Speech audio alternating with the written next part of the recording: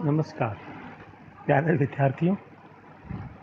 भारतीय इतिहास को जानने के स्रोतों में साहित्यिक स्रोतों की चर्चा अपन ने पिछले व्याख्यानों में की।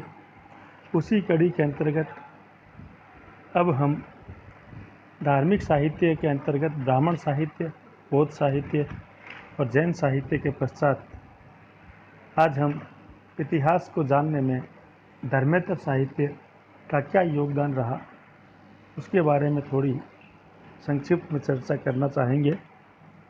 धर्मेतर साहित्य के अंतर्गत वह सारा साहित्य रखा जाता है जिसका उद्देश्य धार्मिक विषयों का प्रतिपादन न होकर लौकिक और ऐतिहासिक विषयों का प्रतिपादन करना होता है। प्राचीन भारत के धर्मेतर साहित्य को भी हम पूर्व की भांति 3 श्रेणियों में विभाजित कर सकते हैं। इसमें पहला लौकिक एवं अर्ध ऐतिहासिक साहित्य, दूसरा ऐतिहासिक साहित्य और तीसरे नंबर पर हम क्षेत्रीय भाषाओं में लिखे गए साहित्य को रख सकते हैं। लौकिक एवं अर्ध ऐतिहासिक साहित्य के अंतर्गत जो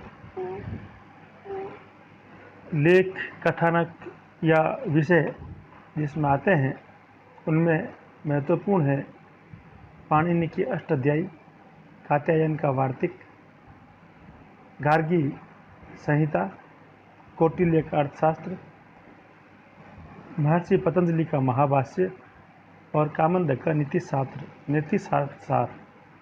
इन ग्रंथों से हमें राजनीति, व्याकरण, ज्योतिष, नीतिशास्त्र इत्यादि विषयों की जानकारी प्राप्त होती है, परंतु साथ ही साथ प्रसंगवश हमें उस समय के सामाजिक, आर्थिक, धार्मिक और ऐतिहासिक घटनाओं की जानकारियाँ भी प्राप्त हो जाती है। पाणिनि की अष्टाध्यायी व्याकरण का एक ऐसा ग्रंथ है जो अनुमानतः 5वीं शताब्दी ईसा पूर्व में रचा गया। मौर्य काल से पूर्व के सामाजिक, धार्मिक एवं राजनीतिक इतिहास और भारत के भौगोलिक स्थलों के बारे में अष्टाध्यायी से बहुत महत्वपूर्ण सूचनाएं प्राप्त होती है। पाणिनि के पश्चात कौटिल्य का अर्थशास्त्र, राजनीति शास्त्र और लोक प्रशासन से संबंधित ग्रंथ हैं। अधिकांश विद्वान इसे मौर्यकालीन रचना ही मानते हैं। मौर्यकालीन प्रशासन, सभ्यता और संस्कृति के विविध पक्षों की जानकारी हमें कौटिल्य अर्थशास्त्र के द्वारा हो जाती है। इसी प्रकार कात्यायन ने अष्टाध्यायी पर कुछ टिप्पणियाँ लिखी जो कात्यायन के वार्तिक के नाम से प्रसिद्ध है और ये ऐसा माना जाता है कि 3वीं शताब्दी ईसा पूर्व में इनकी रचना हुई थी। इससे हमें मौर्य और प्राक मौर्य युगीन इतिहास की सूचनाएं प्राप्त होती है। इनके पश्चात पतंजलि का महाभाष्य जो ईसा पूर्व दूसरी शताब्दी के आसपास शुंग काल में लिखा गया और इससे हमें शुंग काल के इतिहास पर पर्याप्त जानकारी प्राप्त होती है। जैसे पतंजलि ने उस काल में यवन आक्रमण का उल्लेख किया है। इसी प्रकार वो आगे लिखते हैं, यवनों ने साकेत अर्थात अयोध्या और मध्यमिका अर्थात चित्तौड़ के पास स्थित एक क्षेत्र जो नगरी के नाम से फेमस था उसको घेर लिया था। इनके अलावा गार्गी संहिता में भी यवनों के आक्रमण के उल्लेख प्राप्त होते हैं। इस संहिता के अनुसार मौर्य राजा शालीशुक जो अशोक के उत्तराधिकारी थे के राज्यकाल के बारे में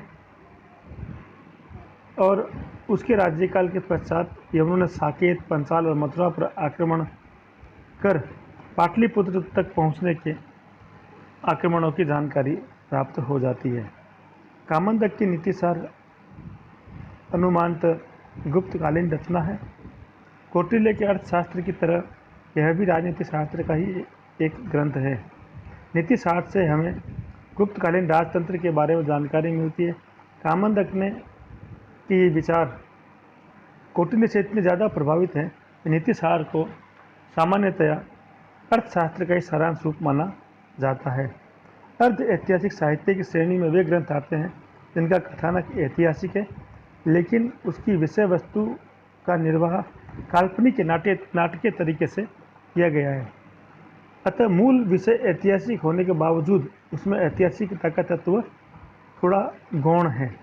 इस प्रकार के ग्रंथों में विशाख दत्त द्वारा लिखा गया मुद्रा राक्षस, कालिदास द्वारा लिखा गया रघुवंश एवं मालविका अग्निमित्र और सोमदेव का कथा सरित सागर तथा क्षेमेंद्र की कथा मंजरी इत्यादि ग्रंथ हैं, जिनके कथानक उनकी थीम तो ऐतिहासिक है, लेकिन उसके ऊपर उन्होंने एक तरह की एक नाटिका या एक वृत्तांत लिखने का प्रयास किया है, जिनको हम मूल रूप से ऐतिहासिक ग्रंथ नहीं कह सकते हैं, लेकिन वो प्रसंग व समय ऐतिहासिक घटनाओं की ये प्रमाण जरूर प्रकट करते हैं कि ऐसी घटनाएं कालांतर में किसी समय ये घटित हुई थी। इसी प्रकार इसी कड़ी में विशाख दत्त का मुद्रा राक्षस जो 6ठी शताब्दी ईसा पूर्व में 6ठी शताब्दी ईस्वी में लिखा गया है, इसमें चाणक्य द्वारा नंद राजा को हटाकर चंद्रगुप्त को सिंहासनरूढ़ करने की राजनीतिक पृष्ठभूमि पर आधारित है। इसमें चाणक्य द्वारा नंद राजा के मंत्री राक्षस को अपनी ओर मिलाने के लिए अपनाए गए कूटनीतिक षड्यंत्रों और प्रति षड्यंत्रों का वर्णन किया गया है। इसी प्रकार कालिदास के रघुवंश में जो संभवतः 4ठी शताब्दी ईस्वी में लिखा गया समुद्रगुप्त की दिग्विजय की झलक दिखाता है। इसी प्रकार कालिदास के नाटक मालविका अग्निमित्र में पुष्यमित्र शुंग के अश्वमेध यज्ञ एवं पुष्यमित्र शुंग के पुत्र वसुमित्र द्वारा सिंधु के दक्षिणी तट पर यवनों को पराजित करने का वर्णन मिलता है। इसी प्रकार सोमदेव का कथा सरित सागर और क्षेमेंद्र की व्रत कथा मंजरी में अनेक ऐसे ऐतिहासिक कथाओं के उल्लेख प्राप्त होते हैं।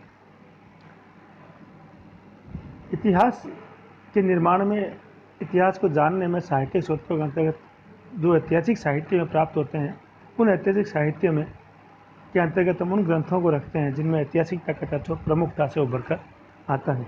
प्राचीन भारत में यद्यपि ऐसे बहुत थोड़े ऐसे ग्रंथ हैं जिनको शुद्ध रूप से हम ऐतिहासिक या ऐतिहासिक वृत्तांत या ऐतिहासिक ग्रंथ के रूप में हम उनको रख सकते हैं। ऐसे ही ग्रंथों में राजतरंगिणी एक ऐसा प्रमुख ग्रंथ है जो कल्हण द्वारा लिखा गया है। इसमें प्राचीन काल से लेकर 12वीं शताब्दी तक का कश्मीर का इतिहास लिखा गया है। 12वीं शताब्दी ईस्वी में लिखे गए इस ग्रंथ में कल्हण ने कश्मीर के इतिहास के विषय में उपलब्ध सभी सामग्री का यथासंभव अध्ययन करके एक सही चित्र प्रस्तुत करने का प्रयास किया है। इसी कड़ी में दूसरा महत्वपूर्ण ग्रंथ है बाणभट्ट द्वारा लिखा गया हर्षचरित। बाणभट्ट हर्ष के समकालीन थे और हर्षचरित में उसने वर्धन वंश का इतिहास, हर्ष की प्रारंभिक जीवनी और तत्कालीन समाज, धर्म, राजनीति सभी का विवरण उन्होंने प्रस्तुत किया है। यह सत्य है कि ऐतिहासिक ग्रंथों में जीवन चरित्र और इतिहास के साथ अनुश्रुतियों का मिश्रण होने की संभावनाएं विद्यमान रहती है, परंतु उनमें ऐतिहासिक अध्ययन के लिए सामग्री भी बहुत सारी भरी पड़ी है। कल्हण की राजतरंगिणी बाणभट्ट के हर्षचरित के बाद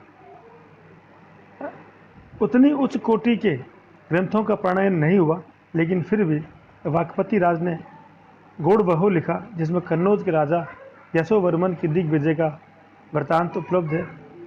इसी कड़ी में विल्हण द्वारा लिखा गया विक्रमांक देवचरित, जिसमें कल्याणी के राजा चालुक्य नरेश विक्रमादित्य की उपलब्धियों का वर्णन किया गया है।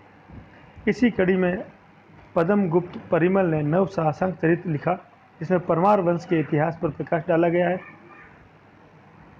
हेमचंद्र ने कुमारपाल चरित का प्रणयन किया, जो प्राकृत और संस्कृत में लिखे होने के कारण से द्वयाश्रय काव्य भी कहा जाता है। में गुजरात के चालुक्य राजाओं, विशेषकर कुमारपाल की उपलब्धियों का विवरण प्रस्तुत किया गया है। इसी कड़ी में जयानक ने पृथ्वीराज विषय, संध्या के नंदी ने रामचरित, आनंद भट्ट ने बल्लाल चरित, जो कि क्रम से चौहान, पाल और सैन्य वंश के इतिहास पर प्रकाश डालते हैं। ये कुछ ऐसे ग्रंथ हैं जो काफ़ी हद तक ऐतिहासिक साहित्य के अंतर्गत रखे जा सकते हैं, जिनमें एक कथानक भी ऐतिहासिक है, घटनाएं जो लिखी गई है वो भी ऐतिहासिक है और सत्य के अधिक निकट जान पड़ती है। इसी कड़ी में तीसरे धर्मेतर साहित्य के अंतर्गत हम क्षेत्रीय भाषाओं के में जो साहित्य लिखा गया उसको रखते हैं। विभिन्न क्षेत्रीय भाषाओं में कई सारे ग्रंथ लिखे गए जिनसे भी हमें ऐतिहासिक महत्व की प्रचुर मात्रा में सामग्री प्राप्त होती है।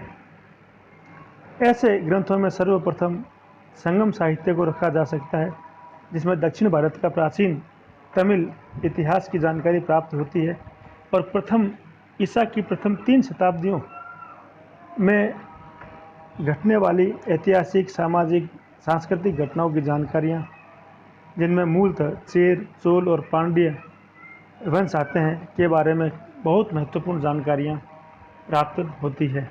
इसी प्रकार तमिल साहित्य के 2 और प्राचीन महाकाव्य शिल्पदिकारम एवं मणिमेखलई हैं। यद्यपि ये दोनों ही संगम साहित्य का हिस्सा नहीं है, लेकिन फिर भी इनमें ऐतिहासिक दृष्टिकोण से बहुत अधिक सूचनाएं हमें प्राप्त होती है। इसी प्रकार प्रवर्ती काल में दक्षिण भारत में राजाओं के जीवन चरित्र लिखे गए। तमिल साहित्य में ऐसे कुछ महत्वपूर्ण ग्रंथ हैं जिन जैसे नंदी कक्कल बम्बम, जिसमें पल्लव राजा नंदी वर्मा तृतीय की उपलब्धियों का वर्णन किया गया है। कलिंग तुपर्णी, जिसमें चोल राजा कुलोत्तुंग प्रथम की उपलब्धियों का वर्णन किया गया है। इसी प्रकार कन्नड़ भाषा में कुछ ग्रंथ लिखे गए जिसमें नृपतुंग ने कविराज मार्ग लिखा और कवि पंप ने विक्रम अर्जुन विजय नामक ग्रंथ लिखा, जिसे पंप भारत के नाम से भी जाना जाता है। इनके अलावा कवि रन द्वारा रचित साहस भीम विजयम, जो गदा युद्ध के नाम से अधिक लोकप्रिय है। इसके साथ साथ राजस्थान से भी अपभ्रंश भाषा में लिखे गए रासो काव्य ग्रंथ मिलते हैं। इनमें सबसे प्रसिद्ध चंद्र बदाई का पृथ्वीराज रासो, जिसमें पृथ्वीराज तृतीय का जीवन वृत्तांत और उसके काल की महत्वपूर्ण घटनाओं का विवरण मिलता है। राजस्थान से 12वीं शताब्दी के आसपास और अन्य कई रासो ग्रंथ, जिनमें बिसलदेव रासो, परमल रासो, हुमान रासो इत्यादि मुख्य हैं, जो इसी प्रकार से मैं ऐतिहासिक